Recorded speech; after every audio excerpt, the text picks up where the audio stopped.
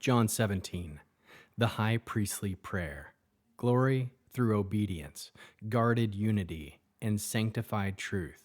Yehovah, make us a people set apart by truth, not pride. Guard us from division that comes from self and from fear.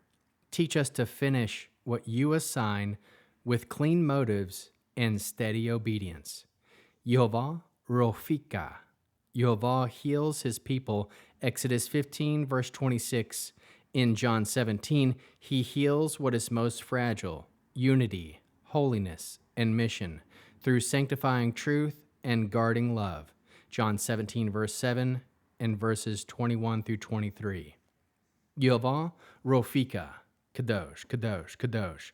Holy, holy, holy. Please fill me and lead me, and cover me and stir me, and speak through me with your ruach-HaKodesh, your Holy Spirit, your set-apart breath, that I may speak your written words with boldness and humility to those who listen. I ask all these things in Yeshua HaMashiach, Jesus the Christ, the Messiah, the Anointed, the Aleph and the Tav's name. Amen. We'll start with the Shema. Listen and obey. Children of Yehovah, pay careful attention and respond. Yehovah is our power and authority. Yehovah works in unity, echad, with himself, and you shall act upon your love, ahava, to Yehovah with your power and authority, with your thoughts and mind, with your entire body, and with all the muchness that you have. Yod-he-vav-he, hand, behold, nail, behold. John chapter 17. After Yeshua, the Aleph and the Tav, had said these things, he looked up toward heaven and said, Father, the time has come. Glorify your Son, so that the Son may glorify you, just as you gave him authority over all mankind, so that he might give eternal life to those whom you have given him. And eternal life is this, to know you, the one true God, and him whom you sent, Yeshua, the Aleph and Tav, the Messiah. I glorified you on earth by finishing the work you gave me to do. Now, Father, glorify me alongside yourself. Give me the same glory I had with you before the world existed. I made your name known to the people you gave me out of the world. They were yours, you gave them to me, and they have kept your word. Now they know that everything you have given me is from you, because the words you gave me I have given to them, and they have received them. They have really come to know that I came from you, and they have come to trust that you sent me. I am praying for them. I'm not praying for the world, but for those you have given to me, because they are yours. Indeed, all I have is yours, and all you have is mine, and in them I have been glorified. Now I am no longer in the world, they are in the world, but I am coming to you, Holy Father. Guard them by the power of your name, which you have given to me, so that they may be one, just as we are. When I was with them, I guarded them by the power of your name, which you have given to me. Yes, I kept watch over them, and not one of them was destroyed, except the one meant for destruction, so that the Tanakh might be fulfilled.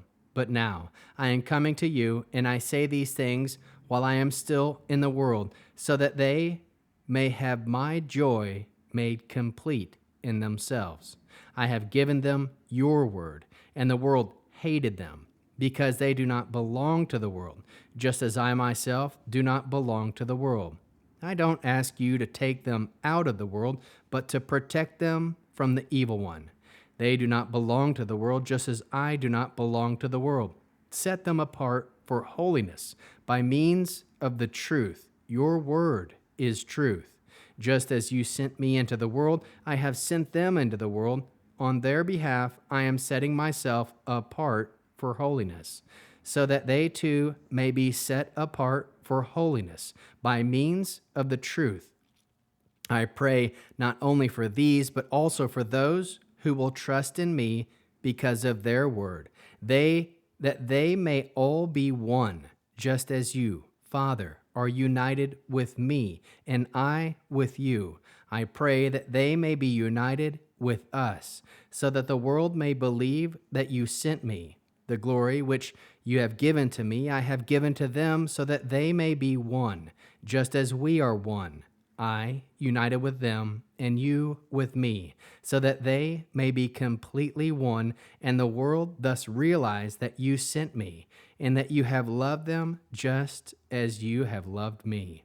Father, I want those you have given to me to be with me where I am, so that they may see my glory, which you have given to me because you loved me before the creation of the world. Righteous Father, the world has not known you, but I have known you, and these people have known that you sent me. I made your name known to them, and I will continue to make it known, so that the love with which you have loved me may be in them, and I myself may be united with them. What is the Hebrew word that encapsulates this chapter?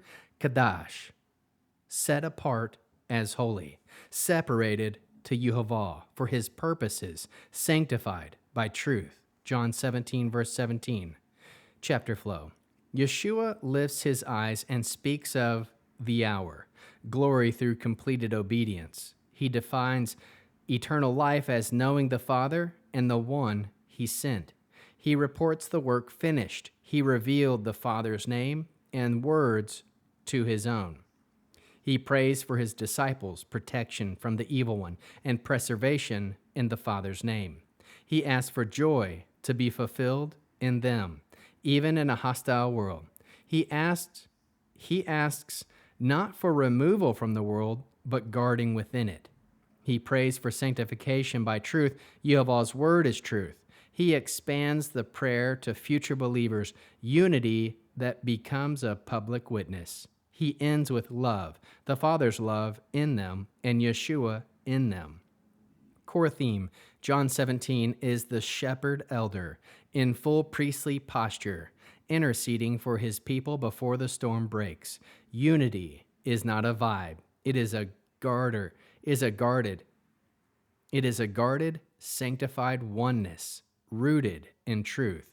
This prayer does not ask for ease. It asks for protection, holiness, mission clarity, and love that holds. How can we learn to love Yehovah with all our heart, soul, mind, and strength? We can love Yehovah by treating his word as truth that sanctifies, submitting our lives to it, not merely studying it. Love Yehovah by seeking unity that is truth-rooted, not unity built on silence and compromise. Love Yehovah by finishing the assignment he gives us with clean motives, like Yeshua finishing his work. How can we learn to love our neighbor as we love ourselves and as Yeshua loves us? Pursue unity through honesty. Repair relationships with truth and humility, not avoidance. Refuse fraction making. Do not use speech to recruit sides or inflame suspicion. Love in a way the world can recognize, consistent, reconciled, and obedient. How can we bear one another's burdens? Carry the burden of protection. Pray for one another against temptation, accusation, and spiritual weariness. Help one another stay set apart in hostile environments. Encourage holiness without harshness. Shoulder the work of reconciliation. Do the hard, patient steps toward restored trust. What are the top 3 fruits of the Spirit found in this chapter? 1. Faithfulness, emunah. We finish what Yehovah assigns and keep his word as our anchor. 2. Peace, shalom. Guarded unity steadies a community under pressure. 3. Love, ahava. Love becomes the inward power that sustains holiness and unity. What is the mitzvah response? Torah-based? Deuteronomy 28, verse 9.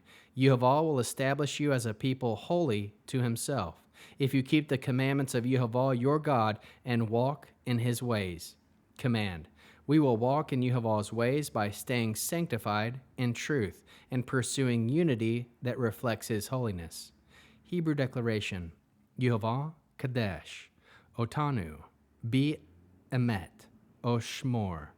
Otanu. Otanu min. Hara. Kashar et lebatenu. Be ahava. O vashalom. Le ma'an adot. Aholam. Yehovah, sanctify us in truth. Guard us from the evil one. Bind our hearts in love and peace as a witness to the world. What is the one-sentence summary? Yeshua prays for sanctified unity, guarded faith, and love that holds. Now, after having read the chapter and going over it, here are some heart-piercing questions. Are we letting Yehovah's words sanctify us or only inform us? Another. Where do we need to repent of division, suspicion, or fraction making? Another. What would unity with truth look like in one specific relationship right now? Another. Are we praying for protection from evil or assuming we can coast safely? Another. Where are we asking to escape the world instead of being guarded within it? Another.